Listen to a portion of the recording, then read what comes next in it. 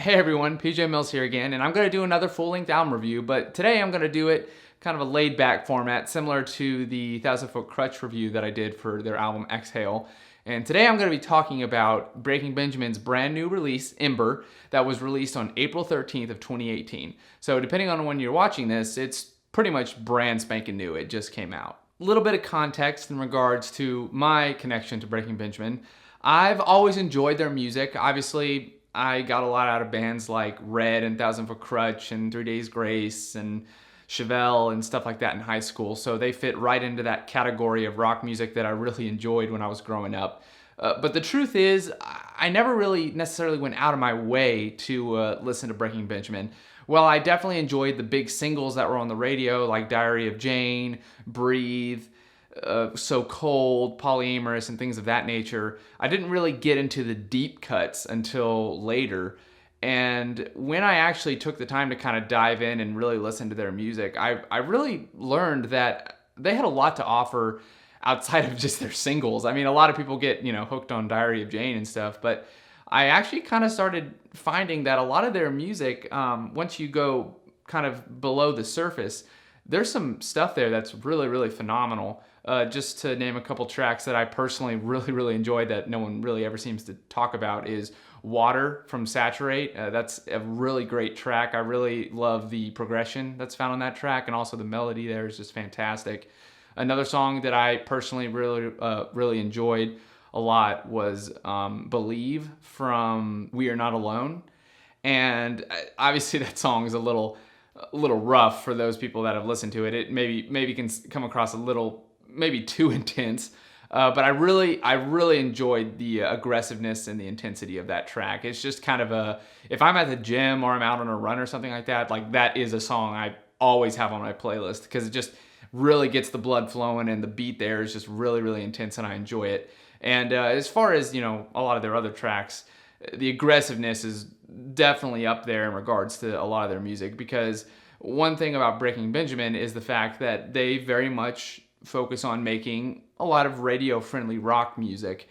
And that's not a diss by any means. It's just kind of a realm that they feel comfortable in. After a pretty extensive hiatus after their album Dear Agony, Benjamin Burnley was dealing with a lot of really severe health issues, as well as a lawsuit between him and his band in regards to a greatest hits album that came out. And it really pretty much tore the group apart. And I think a lot of people probably thought that Breaking Benjamin was not ever going to come back.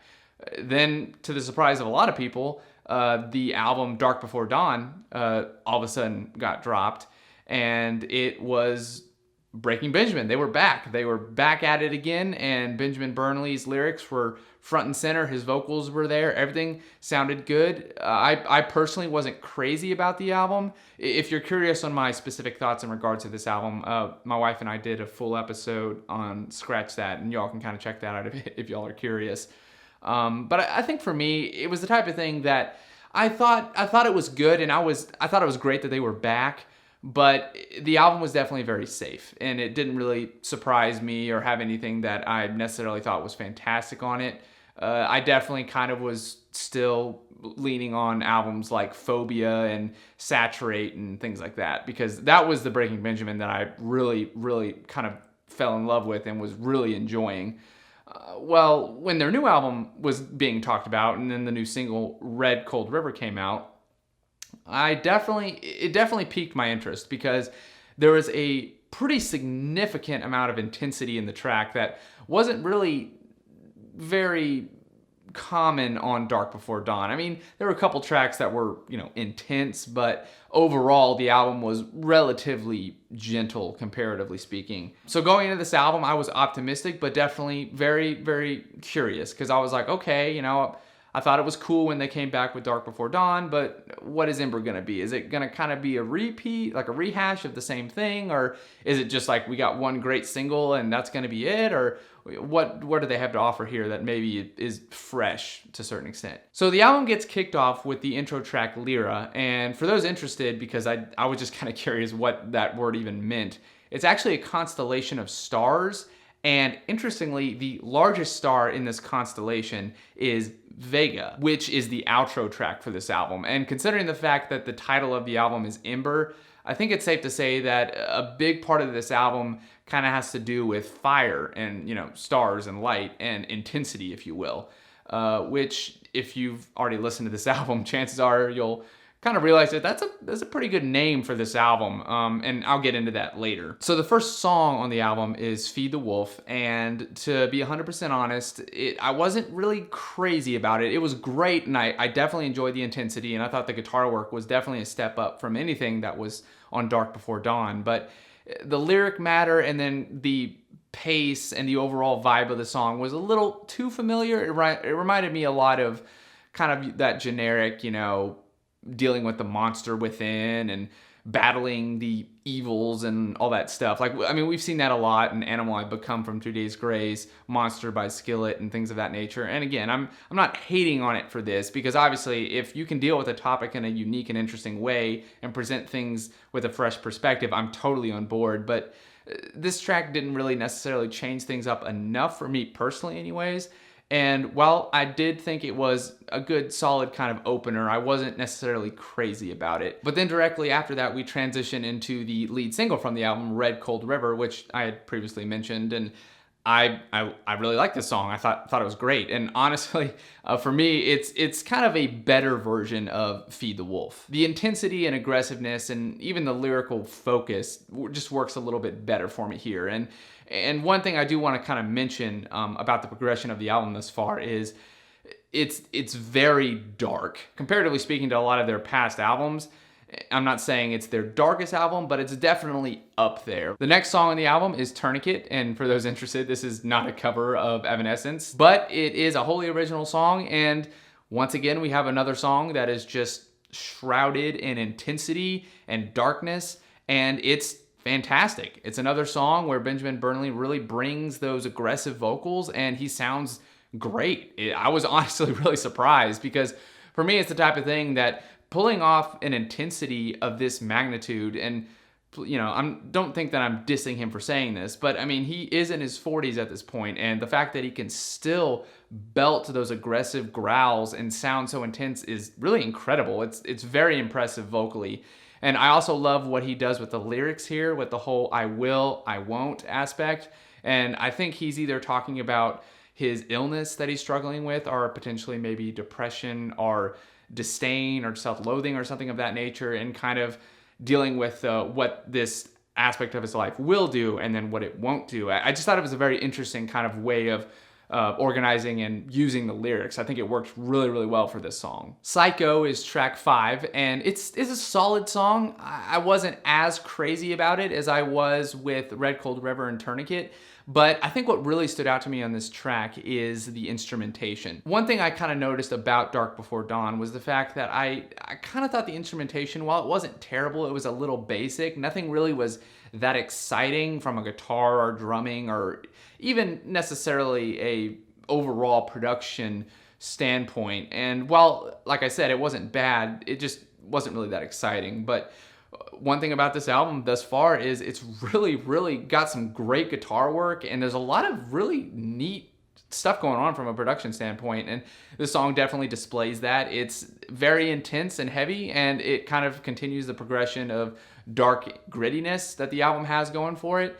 But like I said, I'm not as crazy about it as some of the other tracks. Next is Dark of You, which is the first and pretty much only ballad on the album, and it is honestly one of the most beautiful Breaking Benjamin songs I have ever heard. It is just so incredibly melodic and beautifully written and composed, and the instrumentation, while it's super subtle, I mean, obviously it's a ballad and it's a lot of atmosphere kind of going on, it's just beautiful music. And Ben Burnley's vocals here are incredible. They perfectly match the emotion that he's going for with the track. And obviously Breaking Benjamin has quite a few of well-respected and popular ballads that they've released, like Give Me a Sign, Ashes of Eden, Anthem of the Angels, Rain, and things of that nature. And truth be told, I've never been that big of a fan of Rain, but something about this track to me just really stood out.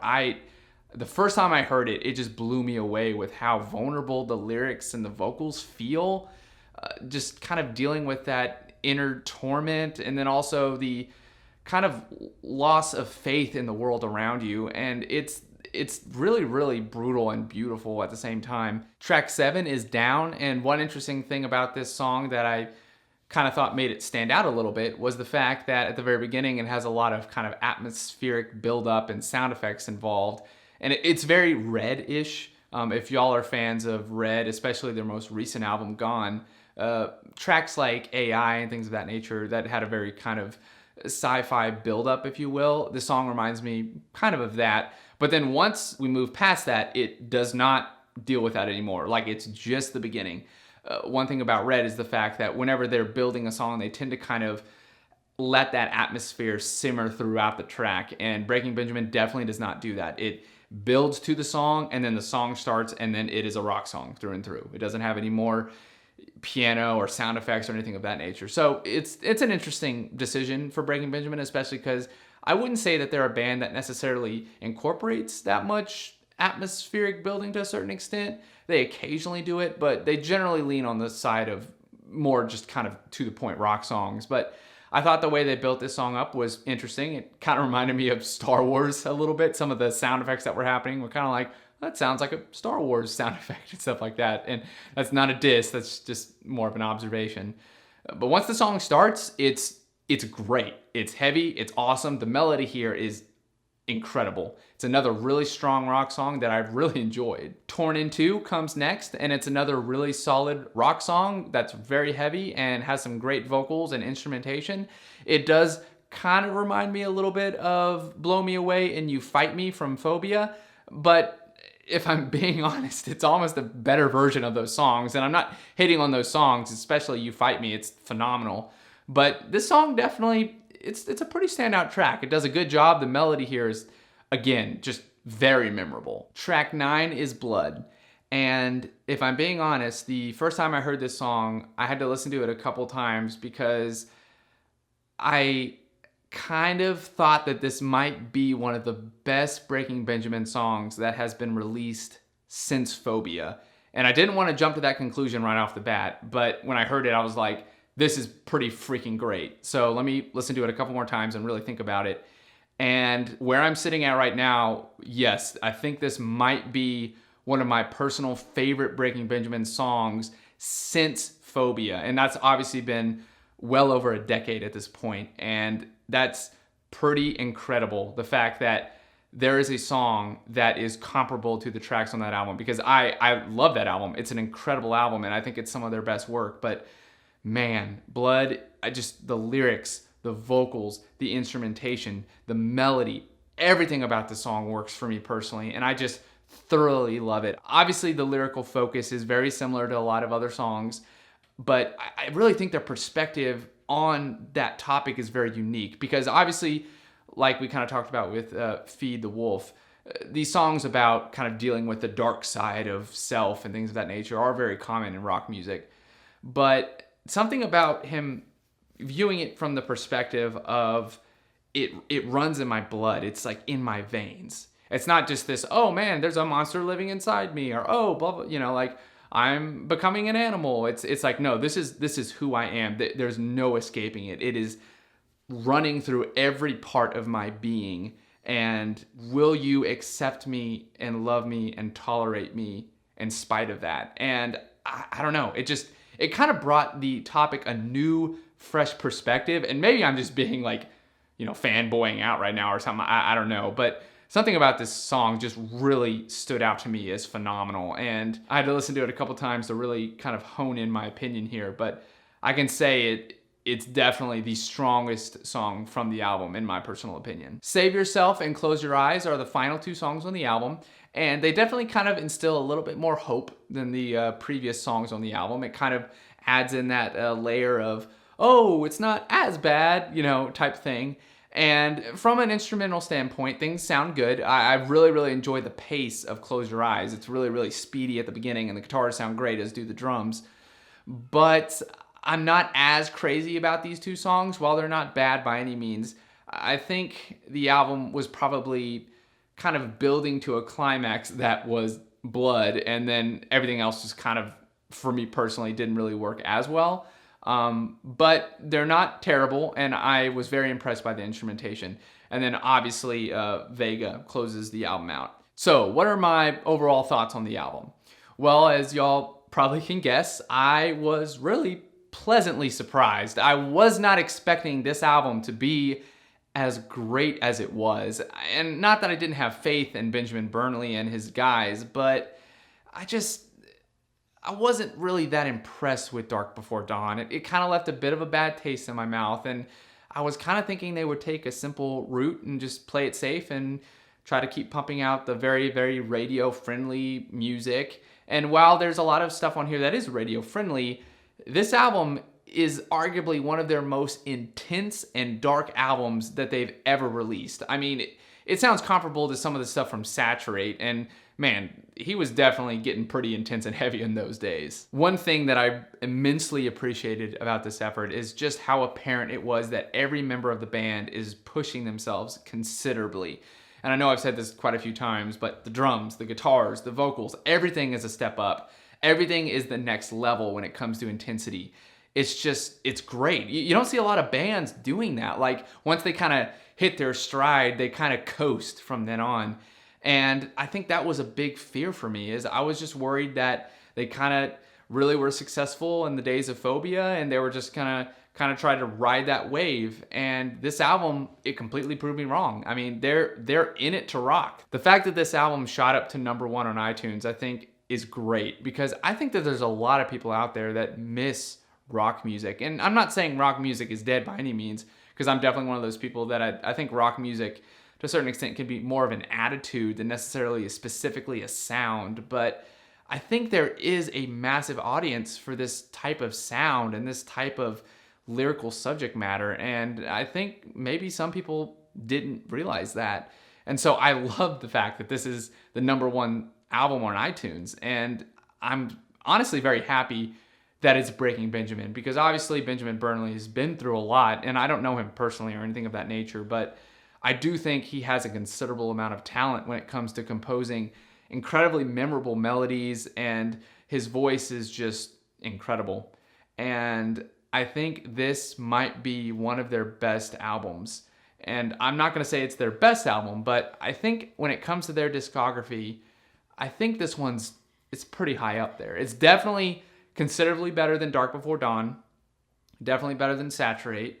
I would personally say it's better than We Are Not Alone. Yeah, I don't know. It's up there for me. So I thoroughly enjoyed it. Now, I'm not going to just fanboy all over the place. I am going to kind of discuss a few negatives in regards to the album. And a couple of them I kind of brought up when I was doing my track by track. But there are quite a few moments that sound very similar to a lot of their past music. And that's expected when you're kind of a successful band and you have quite a few singles that are very, very popular on the radio. You probably want to try to capitalize on that and continue to create songs that are at least remind people of that. And while it wasn't necessarily overwhelming, there were a couple times where it was a little noticeable, in my opinion. But overall, I think a lot of the songs felt fresh enough that it didn't seem overwhelming. Also, a couple of lyrics don't quite work as well. Like I mentioned before, Feed the Wolf is kind of another generic approach to the same topic. But the funny thing is with Feed the Wolf, they dealt with it in a way that didn't necessarily interest me. But then later in the album, they dealt with it in a way that I thought was phenomenal. So it kind of like, it evened itself out a bit, because I was like, oh, well, that subject's been dealt with. And then we got to Blood, and it was like, oh, well, that's how to do it, you know? Lastly, and I'm sure this kind of goes without saying, but the overall kind of vibe and tone of the album is pretty much very consistent throughout. So if you're the type of person that is looking for an album that's going to be very, very diverse and changing from track to track and offering a lot of maybe surprises along the way, this album doesn't necessarily do that. But if you're looking for just a solid rock album that has good rock song after good rock song after good rock song with a really solid ballad in the middle, this is a really, really good album to check out. I'm going to give Ember a solid 8 out of 10.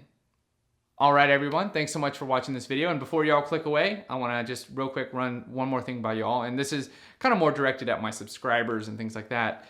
but I'm a little kind of confused and wondering if maybe there might be an issue with the notification system for my videos, because obviously I have almost 2,000 subscribers, and yet for some reason, like, every video I upload gets like typically between 100 and 400 views, and it typically kind of leans more on the 100 to 200 realm.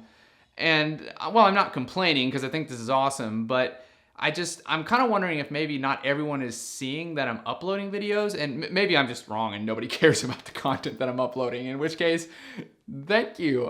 But if you guys could kind of let me know if you guys are actually even getting the notifications for when I'm posting videos, or if y'all are having to come to my channel to see that I'm posting content and stuff. Obviously, I've been away for a long time, so I don't know if maybe because I've been away for so long that just YouTube doesn't really care about me anymore, and so they're not sending out notifications or what, but it was something I was kind of curious about. So if y'all could let me know below kind of if y'all are getting my videos, if y'all are aware that I'm uploading. I mean, obviously if y'all are seeing this video, it's a good chance y'all might know that I'm uploading, but just kind of let me know in the comments down below. That way I can kind of figure out if I need to do something, or maybe try to really focus promoting my Twitter or something. I don't know. But anyways, thank you all so much for being such loyal fans. I really, really enjoy the conversations that y'all are having in the comment section, and just y'all have always been so supportive of the content. I know recently it's been a lot of adjustments and kind of doing new things and whatnot, but it's been a lot of fun, and I hope you all enjoy these videos and get something out of them. And please let me know which video you prefer. If you prefer Quarter of the Four, or if you prefer the album reviews or things of that nature, because I want to be able to create content that y'all want to watch. So if there's something that y'all don't really care for, just let me know, and all that good stuff. So thank you so much for watching. Obviously, y'all already know what I'm going to say. Be sure to like, be sure to subscribe if you're not already subscribed, leave a comment, yada, yada, yada. Thanks for watching.